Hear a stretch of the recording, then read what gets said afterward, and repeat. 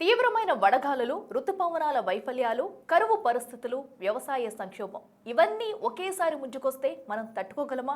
కానీ అవన్నీ ఈ ఏడాదిలోనే రాబోతున్నాయనే అంచనాలు ప్రపంచ దేశాలను టెన్షన్ పెడుతున్నాయి. 2026లో సూపర్ ఎల్నినో ఏర్పడే అవకాశం ఉందని శాస్త్రవేత్తలు హెచ్చరిస్తున్నారు.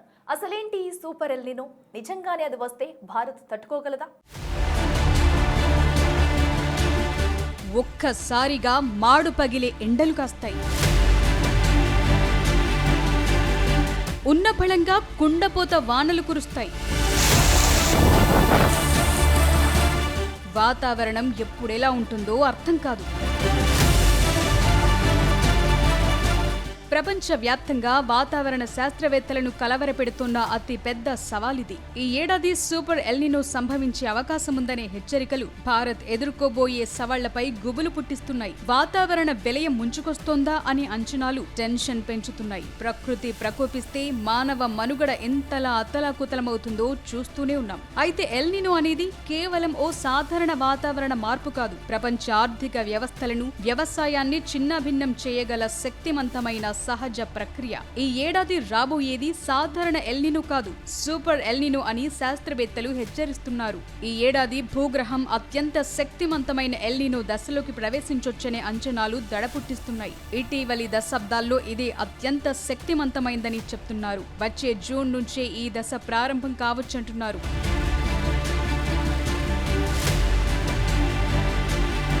రాబోయే ఎల్నినో ప్రభావం భారత్పై ఎక్కువగా ఉండబోతోందనే అంచనాలున్నాయి. ఉష్ణోగ్రతలు తీవ్రంగా పెరగటం, వర్షపాతం తగ్గిపోవటం జరుగుతుంది. భారత్లో వేసవి తరువాత వచ్చే ఋతుపవనాలు ఎక్కువగా భూమి, సముద్రం మధ్య ఉండే ఉష్ణోగ్రతల మార్పులపై ఆధారపడి ఉంటాయి. ఈసారి రాబోయే సూపర్ ఎల్నినో వల్ల ప్రపంచ వ్యాప్తంగా వాతావరణ పరిస్థితులు మారొచ్చని, ఉష్ణోగ్రతలు భారీగా పెరగొచ్చని, ఋతుపవనాలు అసాధారణంగా ఉండొచ్చని భావిస్తున్నారు. ముందుగా ఎల్నినో, లానినో అంటే ఏంటో తెలిస్తే సూపర్ ఎల్నినో తీవ్రత ఏంటో అర్థమవుతుంది. సాధారణంగా పసిఫిక్ మహాసముద్ర ఉపరితల జలాలు అసాధారణంగా వేడెక్కడాన్ని ఎల్నినో అంటారు. ఇది జరిగినప్పుడు సముద్రంపై గాలి దిశలు మారి ప్రపంచ వ్యాప్తంగా వర్షపాత గమనాన్ని మారుస్తాయి.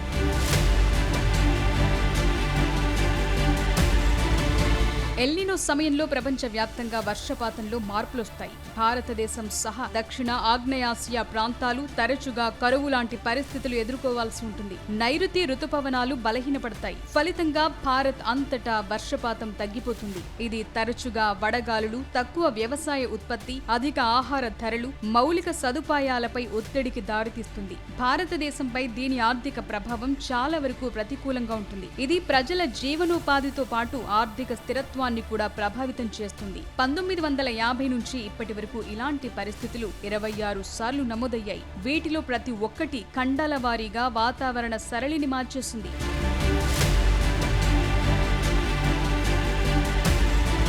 ఇక లానినా సాధారణంగా ఆసియా, పసిఫిక్ లో అధిక వర్షపాతాన్ని కురిపిస్తుంది. దీనివల్ల సాధారణం కంటే ఎక్కువ ఋతుపవనాలు, వరదలు సంభవిస్తాయి. 2025లో ఇండియాలో ఇవే పరిస్థితులు కొనసాగాయి. ఎల్నినో వాతావరణాన్ని పొడిగా మార్చగా, లానినా తేమను పెంచుతుంది. దీనివల్ల తీవ్రమైన పరిస్థితులు ఏర్పడతాయి. అదే సూపర్ ఎల్నినో అంటే సముద్ర ఉపరితల ఉష్ణోగ్రతలు సాధారణం కంటే 2 డిగ్రీల నుంచి 2.5 డిగ్రీల కంటే ఎక్కువ పెరిగితే దాన్ని సూపర్ ఎల్నినోగా పరిగణిస్తారు. దీనివల్ల ఆస్ట్రేలియా, ఆసియా దేశాల్లో తీవ్రమైన కరువు కాటకాలు ఏర్పడితే అమెరికా లాంటి దేశాల్లో భారీ వరదలు ముంచెత్తుతాయి.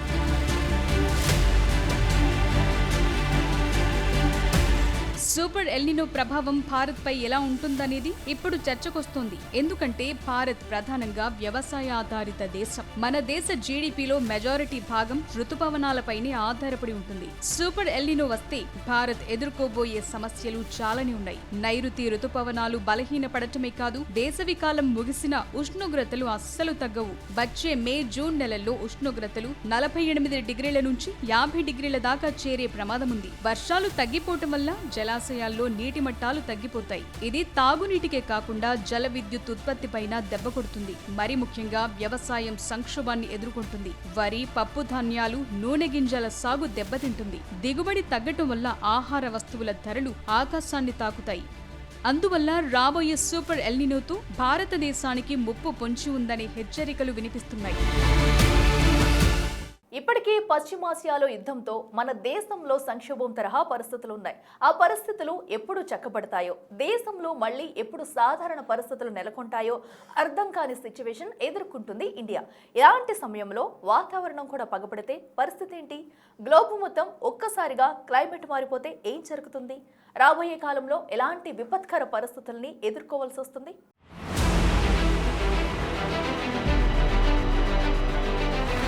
ఇరాన్, ఇజ్రాయెల్, అమెరికా యుద్ధంతో నెలకొన్న ఉద్రిక్తతలు ఇప్పటికే ప్రపంచ ఆర్థిక వ్యవస్థను, ముఖ్యంగా భారతదేశాన్ని కలవరపెడుతున్నాయి. ఇంధన ధరల పెరుగుదల, సరఫరా గొలుసులు ఆటంకాలు మనల్ని ఇబ్బంది పెడుతున్న తరుణంలో వాతావరణ మార్పులు కూడా తోడైతే మనం తట్టుకోగలమా అని ఆందోళనను రేకెత్తిస్తోంది.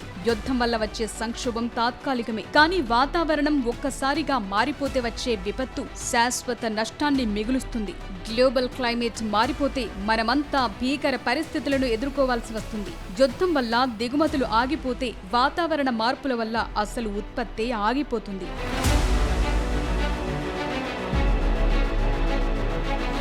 భారత్ లాంటి వ్యవసాయాధారిత దేశాల్లో ఋతుపవనాలే ప్రాణాధారం. ఉష్ణోగ్రతలు పెరగటం వల్ల వర్షపాతంలో తీవ్రమైన హెచ్చుతగ్గులొస్తాయి. అతివృష్టి, అనావృష్టి వల్ల పంటలు నాశనమై ఆహార కొరత ఏర్పడుతుంది. మితిమీరిన వేడి వల్ల భూమిలోని తేమ ఆవిరైపోతుంది. సాగు భూములు ఎడారులుగా మారతాయి. గ్లోబల్ వార్మింగ్ వల్ల ధ్రువ ప్రాంతాల్లోని మంచు కరగటం ఇప్పటికే మొదలైంది. సముద్ర మట్టాల పెరుగుదలతో తీర ప్రాంత నగరాలు కూడా ప్రమాదం అంచునే ఉన్నాయి. ఇక ఉష్ణోగ్రతలు 50 డిగ్రీలు దాటితే మానవ శరీరం అస్సలు తట్టుకోలేదు. అందువల్ల ప్రకృతి ప్రకోపిస్తే దాన్ని ఆపటం ఎవరి తరము కాదు.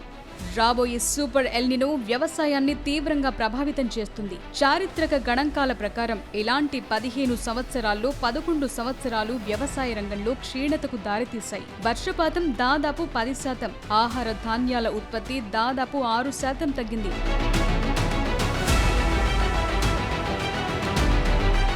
ఎల్నినో ప్రపంచ వస్తు మార్కెట్లను పునర్నిర్మిస్తుంది. ప్రపంచ వ్యాప్తంగా కరువు ఆహార, ఇంధన ధరలను పెంచుతుండగా ఇంకొన్ని ప్రాంతాల్లో వర్షపాతం పంటలకు ఊతమిస్తుంది. అయితే ఈ పరిస్థితులను భారత్ తట్టుకోగలదా అనేదే బిగ్ క్వశ్చన్.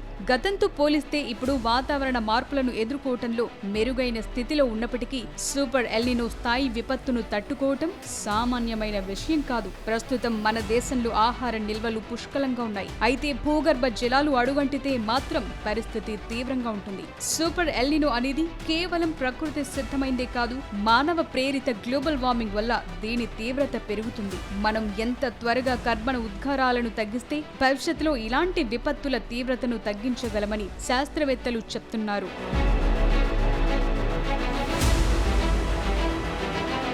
ఇప్పటికైనా పునరుత్పాదక ఇంధనాల వైపు వేగంగా అడుగులు వేయాలనే సూచనలు వినిపిస్తున్నాయి. అడవులను రక్షించుకోవడంతో పాటు కాలుష్యాన్ని తగ్గించుకోవాలి. లేకపోతే రాబోయే కాలం కేవలం సంక్షోభాల కాలంగానే కాకుండా మనుగడ కోసం పోరాడాల్సిన విపత్కర పరిస్థితులను ఎదుర్కోవాల్సి వస్తుంది. ఈ ఏడాది రాబోయే సూపర్ ఎల్నినో అనేది ఓ హెచ్చరిక మాత్రమే. ఇది కేవలం రైతుల సమస్య కాదు, సామాన్యుడి జేబుపై, దేశ భద్రతపై ప్రభావం చూపే అంశం. ప్రభుత్వం ముందస్తుగా చర్యలు చేపట్టి అత్యవసర ప్రణాళికలను సిద్ధం చేసుకుంటే తప్ప ఈ పరిస్థితుల నుంచి గట్టెక్కలేమనే వాదనలు వినిపిస్తున్నాయి.